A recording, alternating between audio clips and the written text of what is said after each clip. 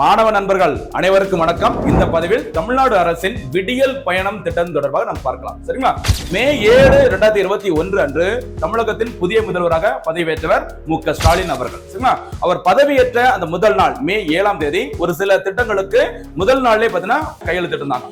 அதுல ஒன்றுதான் அந்த மகளிருக்கான விடியல் பயணம், அந்த பேருந்து திட்டம். ஆரம்பத்துல அதற்கு வைக்கப்பட்ட பெயர் மகளிர் இலவச பேருந்து பயண திட்டம். இந்த திட்டம் அறிவிக்கப்பட்டது மே 7, 2021.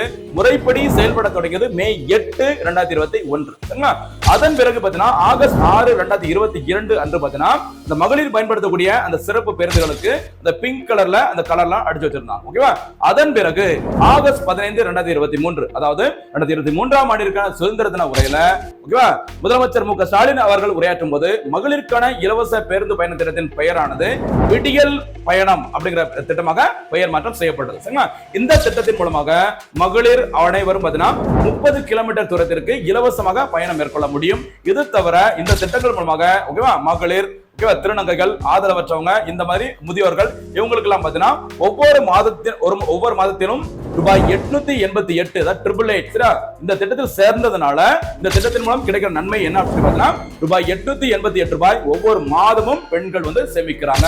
இந்த தொகை அவங்களுக்கு ஒரு பொருளாதார வேற ஒரு ஆதாரத்திற்காக அவங்க பயன்படுத்த முடியும் அப்படின்னு சொல்லிக்கிறாங்க. மொத்தத்துல பெண்களுக்காக தமிழ்நாடு அரசு தொடங்கிய முக்கியமான ஒரு சிறப்பு இலவச திட்டம் விடியல் பயணம் திட்டம்.